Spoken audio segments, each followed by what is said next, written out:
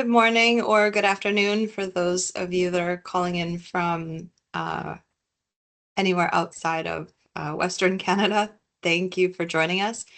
It is 9:01, so we'll just give it a few more moments to let anyone else join the call. We will have an opportunity for questions and answers at the end of the webinar. In the interim, if you'd like to use the chat function to type in your questions as well, I can go through those as we get to the end and address them then. Welcome and hello, everyone.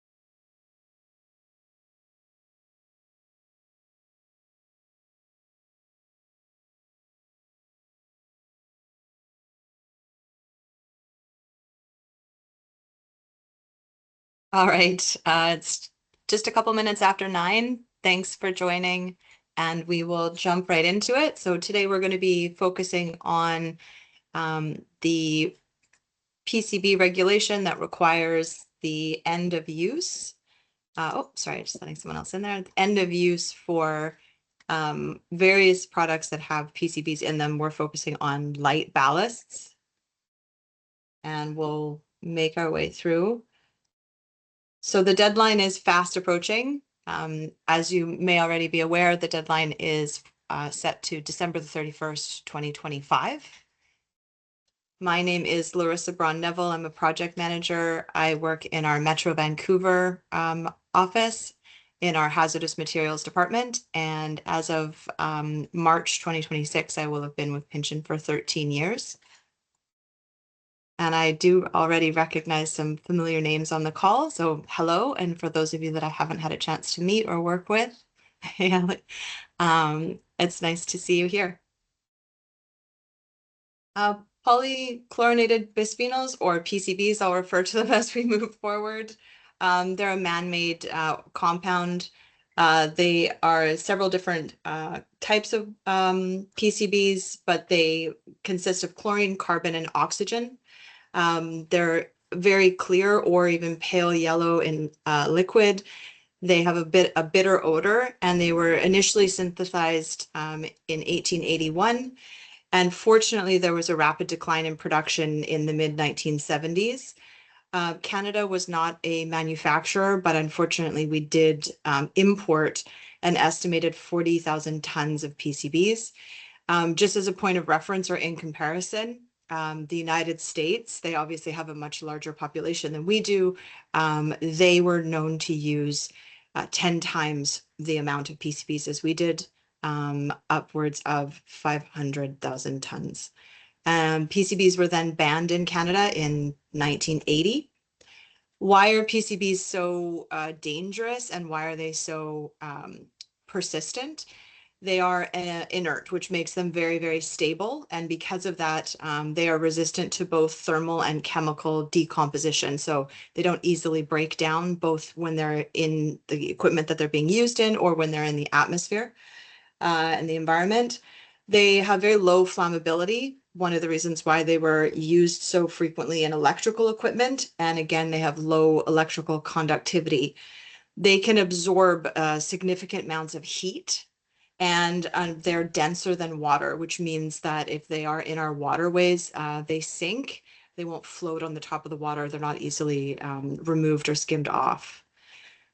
So they have negative impacts to both human health as well as in our general environment. Unfortunately, PCBs can travel long distances, both in the atmosphere, so in the wind and the rain, as well as when they're in our waterways, and they can saturate into our soils.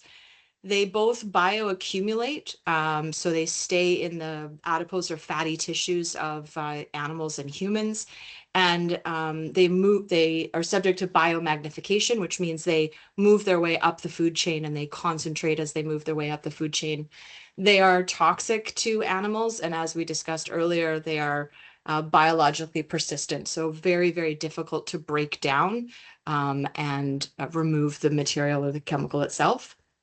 The negative effects on human health, these are only a few that we're focusing on here. There's very, very many number of negative effects. It interferes with neurological development, so our brain development, our nervous system, interferes with our hormone and endocrine system, has very negative effects on our reproductive system, can cause infertility, significantly increases cancer risks, various different types of cancers, and has very negative effects on our cardiovascular system and our hepatic system. So lots of negative impacts to our liver as well when we are exposed to PCBs. So PCBs, as I mentioned, because they were non-conductive, very good absorption of heat and non-flammable, they were often used in various types of electrical equipment. So we find them in transformers, both the larger types transformers that are in hydro stations, as well as the smaller pole top transformers that you can see on telephone poles. They were used in capacitors. Capacitors can be very, very, very small. So that's what we'll find inside of ballasts, as well as voltage regulators, bushings, and electromagnets. They were also used as cable insulation itself, and our focus is their use in light ballasts.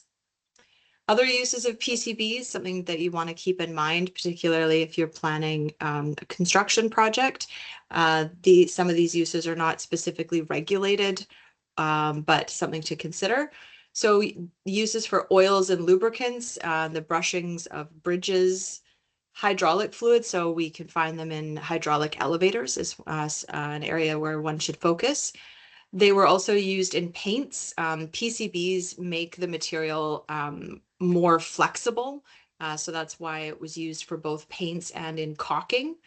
On the bottom right-hand side, this image here, this is a lab result from a project that I worked on here in the Lower Mainland, where we identified caulking associated with a building that was built in the 1950s. It was an old Woodward's building, and it had 32,500 micrograms per kilograms of PCBs in the caulking. That is the equivalent of 32,500 parts per million. So a very significant amount of PCB in the caulking. And again, it just made the material very, very flexible. And that was one of the uses of it. It was also used in adhesives and tapes, including butyl tapes in window sealants. So in Canada, as we mentioned, PCBs were first synthesized in the 1880s. They went into commercial production in the 1920s. They weren't manufactured, as I said, in Canada. They were manufactured in the States predominantly by Monsanto. And unfortunately, we did import a number of PCBs to use in our electrical equipment here, as well as other applications. And they were first detected in the Great Lakes as early as 1966. Once the negative, both environmental and human health impacts were understood, the import, manufacture, and sale of PCBs were banned in Canada in 1977. This was in line with a lot of bans that were also being enacted in Europe as well as in the United States. It became illegal to release PCBs into the environment in 1985. And then the storage of PCBs began to be regulated in 1988. So people were stockpiling PCBs. They were being, even though they were being taken out of service, they were being improperly stored, which would still cause a lot of risks to release into the environment. And our current regulation, the federal regulation, came into effect in 2008. The initial regulation predominantly banned high concentration PCB equipment, so transformers that had over 500 milligrams of PCBs or greater in them. And the most recent amendments to the regulation came into effect in 2021. And that was the amendment that confirmed the end of life ban dates for the ballasts that we're looking at today. So here's an overview of those regulations. So again, coming into effect in 2008, initially focused on electrical equipment with high concentration, so more than 500 milligrams per kilogram, as well as transformers and capacitors in sensitive locations. So schools or hospitals, daycare centers, things like that, where there would be vulnerable persons and children. We obviously don't want them to have those developmental disabilities with neurological impacts.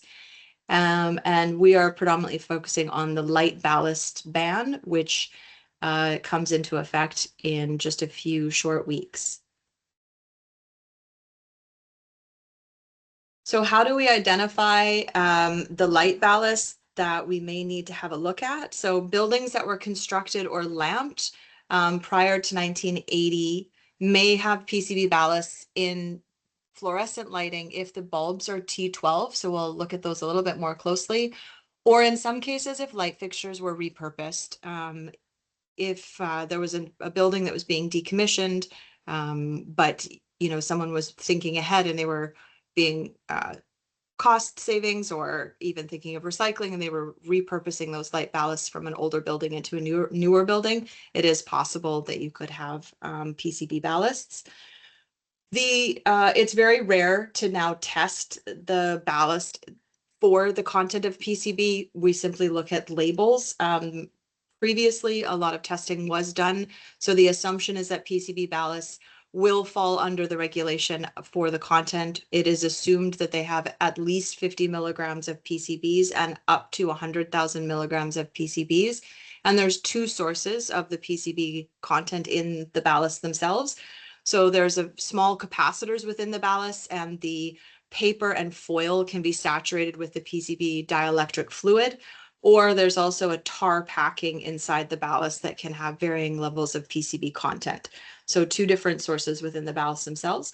Other lighting to consider instead of just the fluorescent light ballast, there's also high intensity discharge lamps. So these would be found in warehouses, light industrial applications, heavy industrial areas as well, and some arenas. So if you can think of anywhere that has a high voltage ceiling, for example, would have the HDI lamps.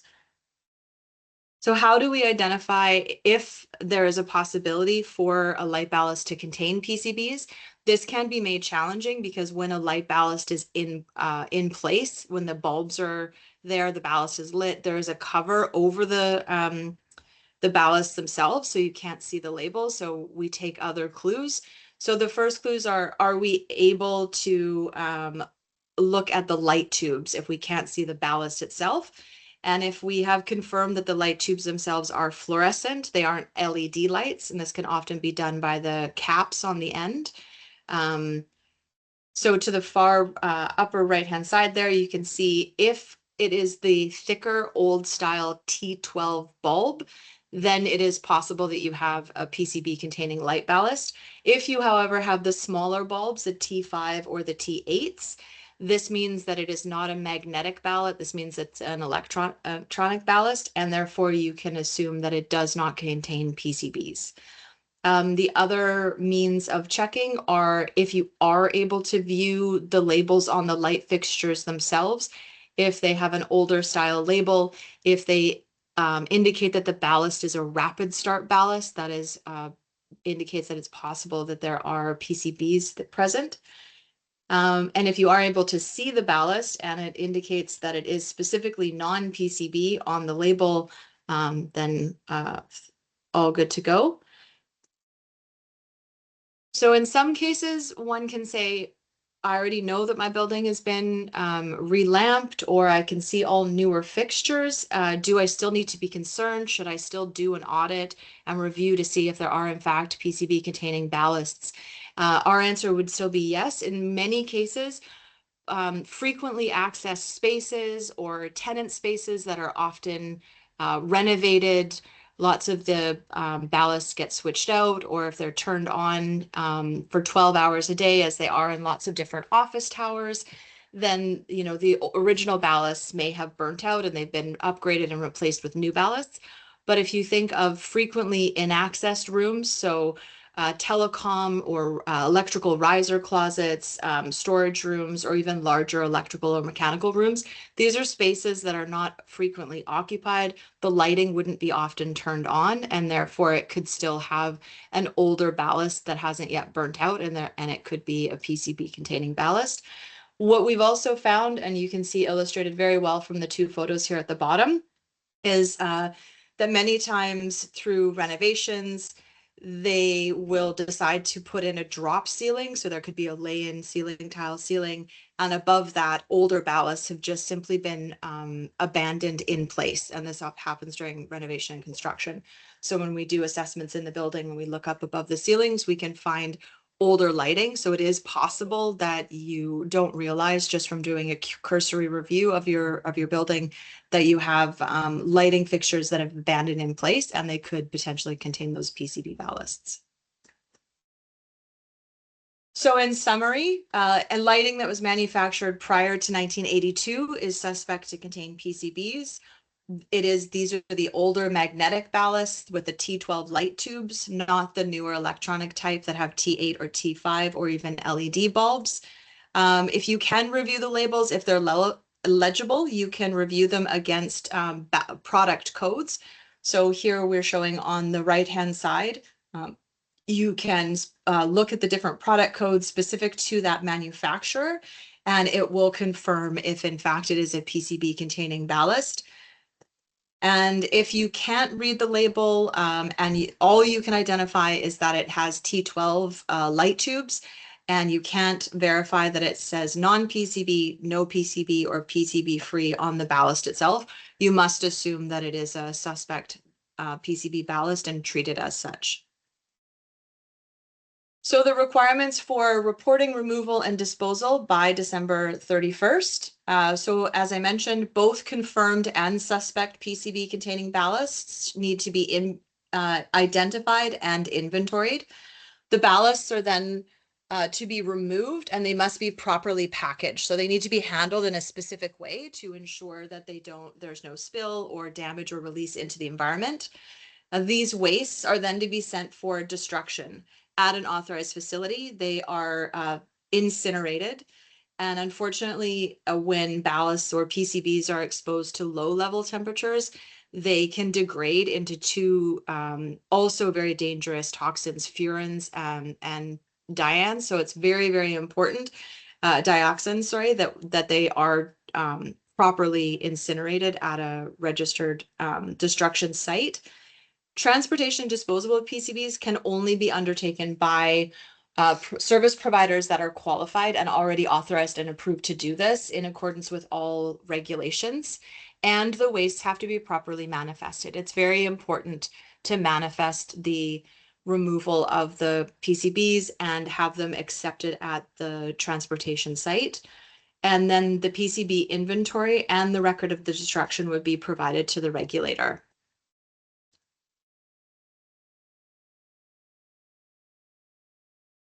Sorry, just letting someone else into the meeting. Thanks.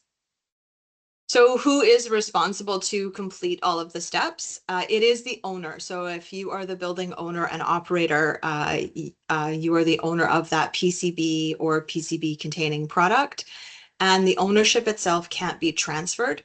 So you are responsible for the storage, the labeling, the destruction, and the reporting requirements. And this is, again, why manifests are essentially the documentation of the entire process is so important. So to report them, keep the waste manifests, and the destruction records can then demonstrate your compliance.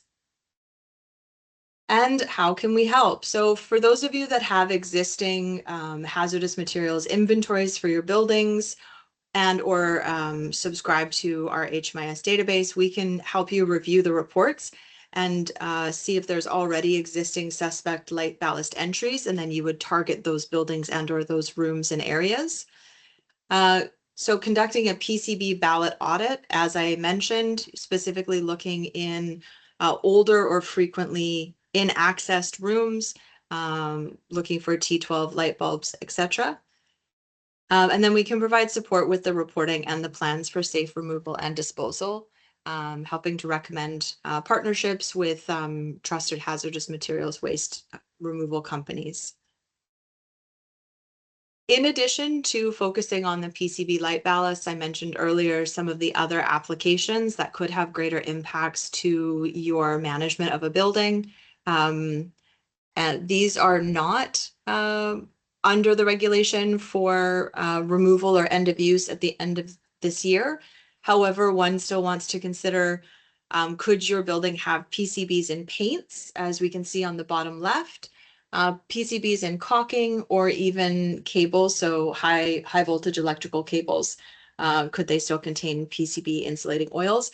And the reason being is if in case they are in your building and you're planning a renovation project or deconstruction or demolition, they could have very serious impacts to the costs of your project and the risk of soil contamination. So still something that is reviewed during pre-construction assessments, even though one could assume that light ballasts will be taken out of service as per the regulation. One still needs to continue to review your building materials for PCBs and other applications.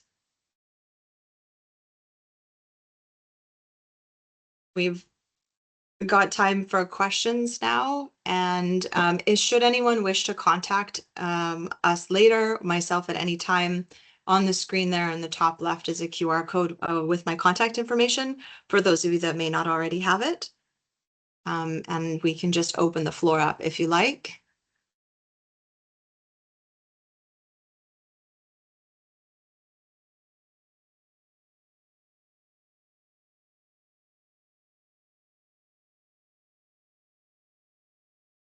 I will mention, if you're looking for a waste service provider, there's a number of qualified companies across Canada, all different jurisdictions. So we can always assist with recommending an abatement contractor or a qualified hazardous waste disposal company.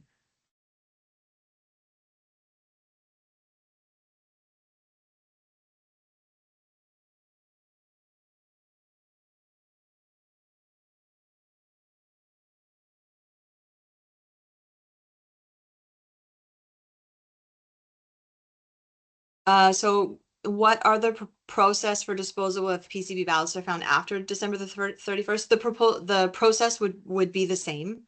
One would still want to rid your building of the PCB ballasts.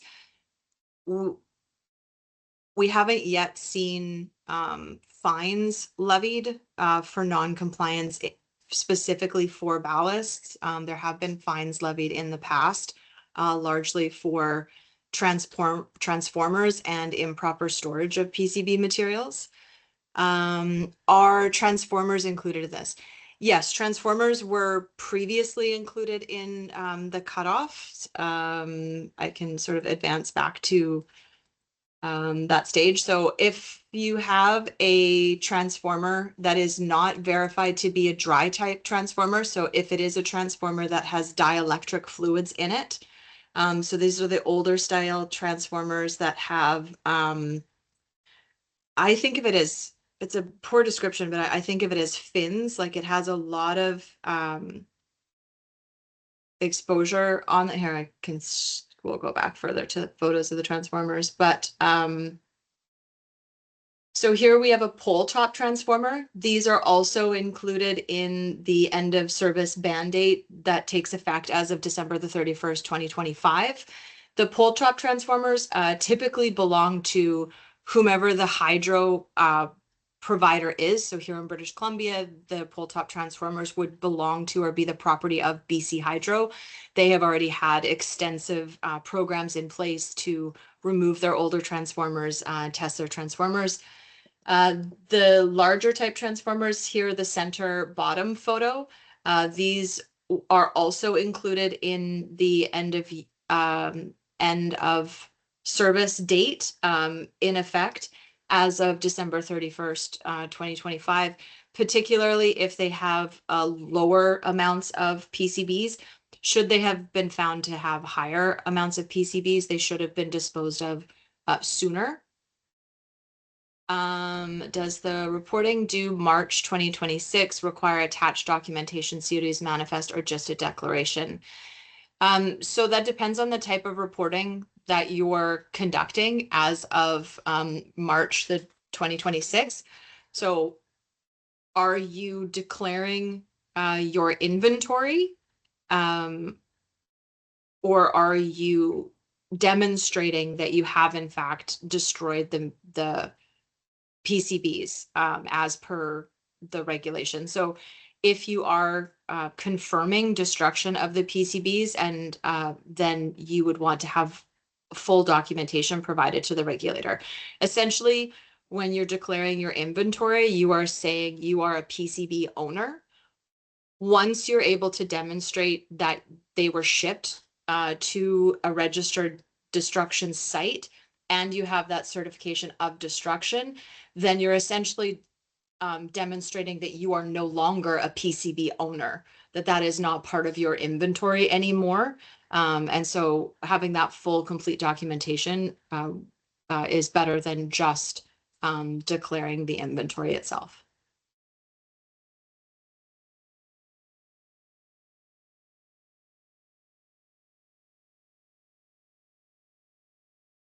I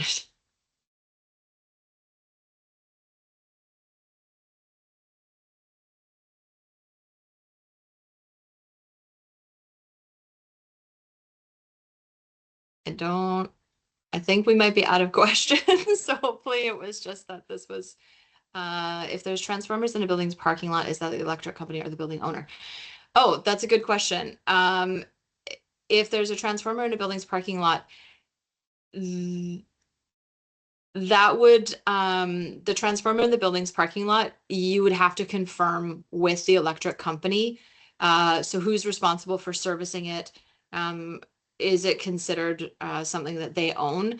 Typically, it would be something that belongs to the electric company, but I can't say hard and fast that the transformer isn't something that belongs to that building or the property. It depends on who's responsible for maintaining it. So essentially, who has ownership of it.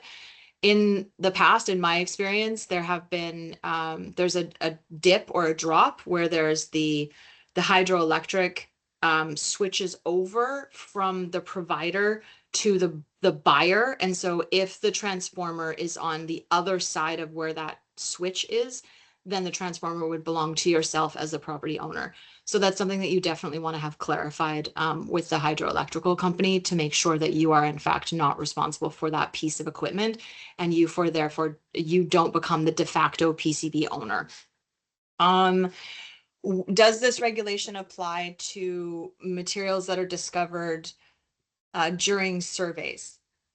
Yes. So this particular regulation applies to all suspect or confirmed PCB light ballasts, regardless of whether or not you are aware of if they are in your building. You still fall under this regulation. So the way that the regulation functions, or the reporting functions, it puts the ownership on the owner to declare that they have PCBs. The reporting doesn't ask that you send them documentation saying that you don't have PCBs, but it requires that you have an awareness of your inventory and that you positively identify if they are in your building. So at this point, we do not recommend waiting to identify suspect PCBs during routine assessments, because you are bumping right up against the deadline. The deadline is in a month.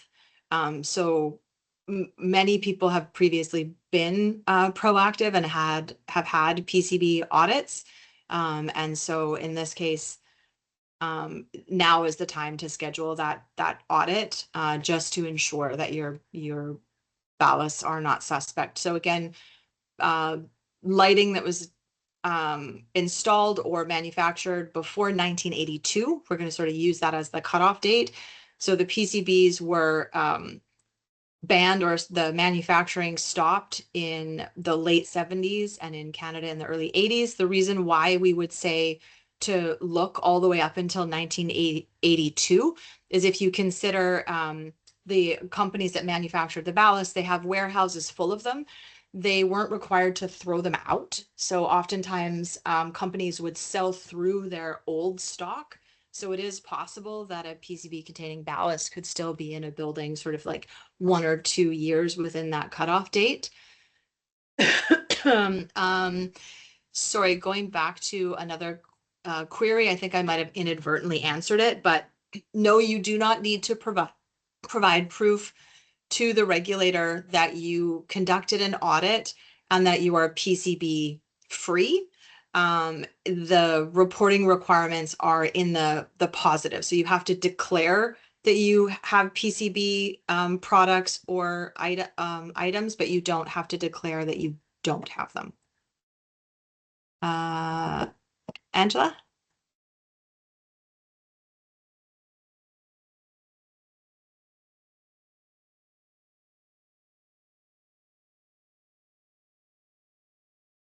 I'm not sure if I'm able to unmute you.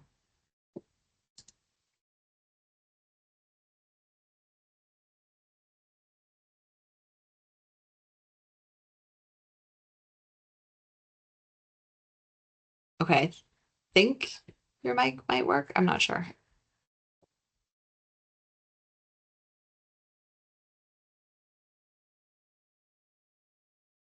Sorry, Angela, I'm not sure. I can't hear you if you're asking a question. Would typing in the chat help? Leased locations where we only manage the occupied spaces. So yeah, so leased locations, the building owner is considered the owner of the PCB product or material.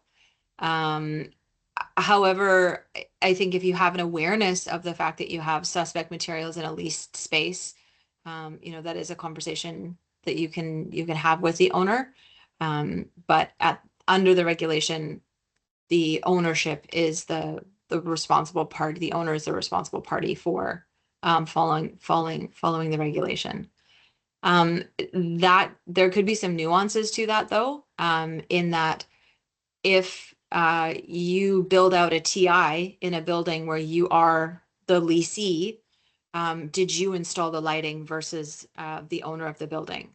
So again, if you are the leasee, but you are responsible for installing the lighting as well as other finishes, then that means you are the owner of that lighting. So there could be different circumstances where the owner may not in fact have installed the item or maintain ownership of that particular piece of equipment.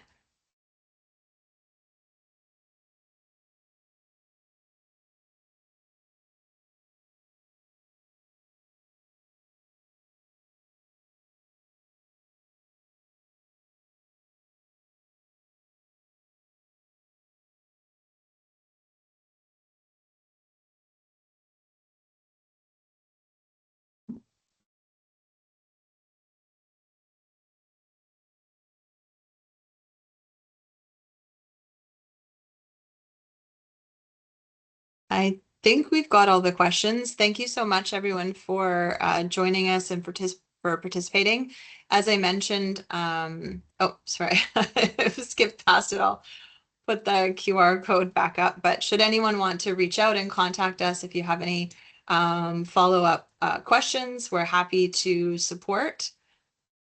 But again, yeah, as I mentioned, the focus is on buildings that are older than 1982, ballasts that have T12 bulbs, and labels that can't be verified or don't specifically say they are non-PCB.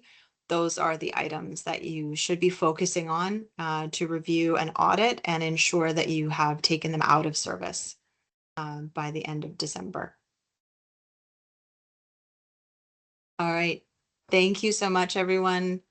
I appreciate your time, and we'll say goodbye.